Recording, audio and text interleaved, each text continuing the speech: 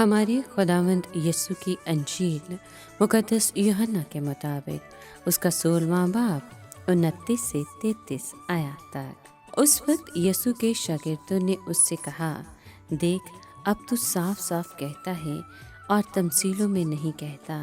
अब हम जानते हैं कि तू सब कुछ जानता है और तू इसका मोहताज नहीं कि कोई तुझसे सवाल करे।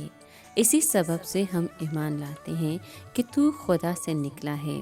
यीशु ने उन्हें जवाब दिया, क्या अब तुम ईमान लाते हो?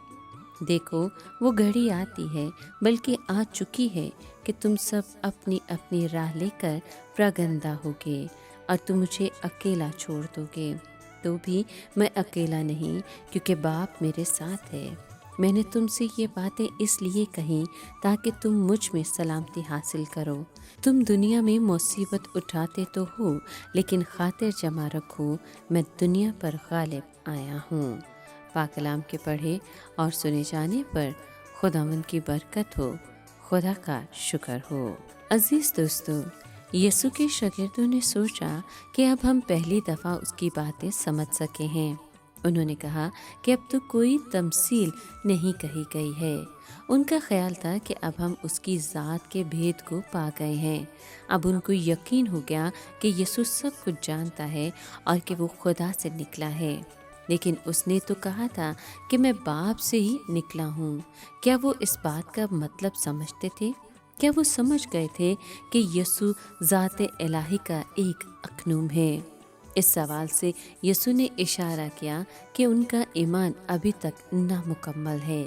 वो जानता था कि ये मुझसे मोहब्बत रखते और मुझ पर ईमान रखते हैं, लेकिन क्या वो वाकई जानते थे कि मसीह में खुदा जिस्म में ज़ाहिर हुआ है? थोड़ी देर में खुदावंद गिरफ्तार होगा, उस पर मुकदमा चलाया जाएगा और उसे मसलूब कर दिया जाएगा। तमाम शागिर्द उसका साथ छोड़ देंगे और अपने अपने घर की राह लेंगे, लेकिन वो अकेला नहीं होगा, क्योंकि बाप उसके साथ होगा।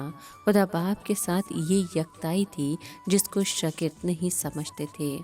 और जब सब अपनी अपनी जानों की खातिर भाग जाएंगे, तो यही हकीकत खुदावंद को सहारा दिए रखेगी।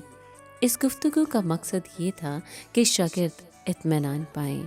जब लोग उनसे नफ़रत और अदावत रखेंगे, उनका ताक़ुब करेंगे, उन पर जुल्म सितम करेंगे, उन पर झूठे इल्ज़ाम लगाएंगे, बल्कि उन पर तशद्दुद करेंगे, तो वो मसीह में इत्मीनान पाएंगे।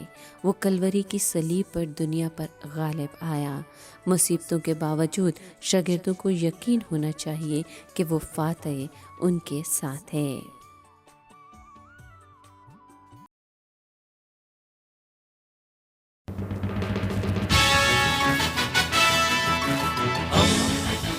दोस्ती का पैगंबर, रेडियो वेरितास एशिया।